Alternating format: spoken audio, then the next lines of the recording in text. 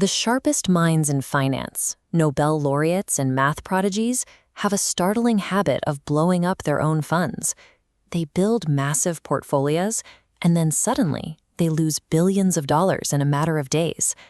Academic economists tend to build incredibly intricate financial models.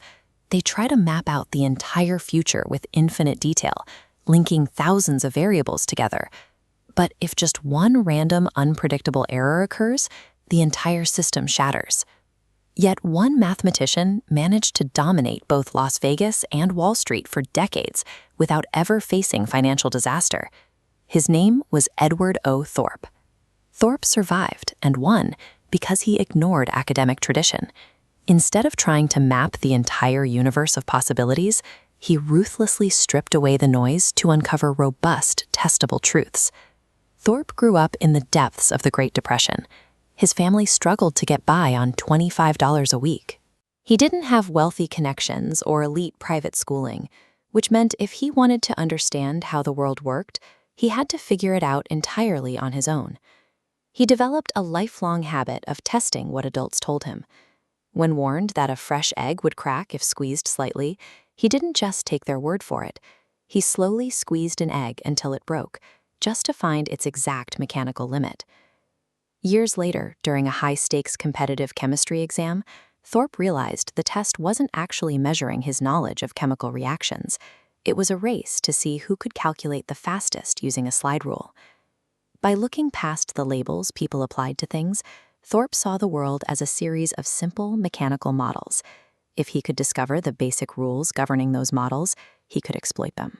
By the time he reached graduate school at UCLA, Thorp encountered a piece of conventional wisdom that society accepted without question: you cannot beat the casino.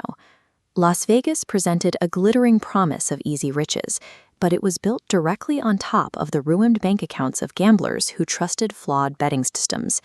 This is a chart showing the martingale strategy, one of the most common methods gamblers use to try and cheat fate. The rule is simple: after every losing bet, you double your next wager.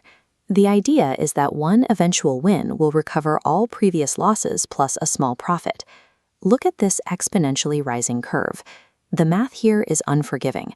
A string of just 7 or 8 losses forces the required bet so high that the gambler either hits the casino's table limit or completely empties their wallet.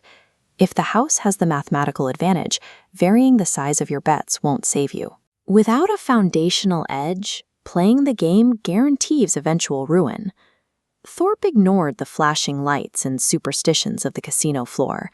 Instead, he looked at the roulette wheel and saw a basic physics problem. A spinning roulette ball is essentially a planet in orbit. Because it has mass, it obeys the predictable forces of friction and gravity. By tracking how friction slowed the ball down, Thorp could calculate exactly when gravity would pull it into the center rotor.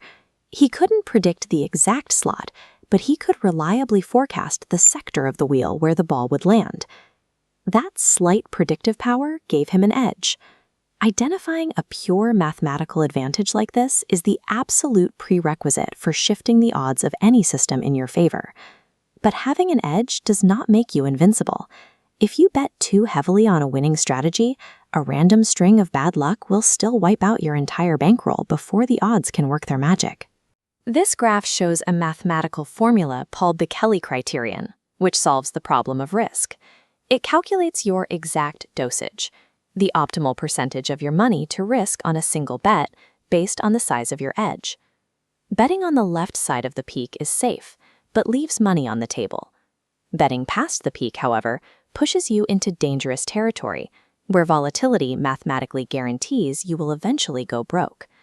Long-term survival relies entirely on avoiding that point of ruin. When you marry a mathematical edge with the exact correct bet size, financial destruction becomes virtually impossible. Thorp eventually took his methods away from the blackjack tables of Nevada and applied them to the ultimate game of chance, the stock market. He ignored the chaotic noise of shouting traders and panic-driven headlines. Instead, he hunted for simple, predictable mispricings between related securities.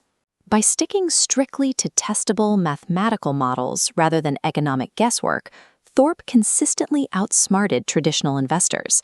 His rigorous approach laid the groundwork for the modern quantitative finance revolution. Whether at a casino or trading millions of shares, the mechanics of winning remain identical.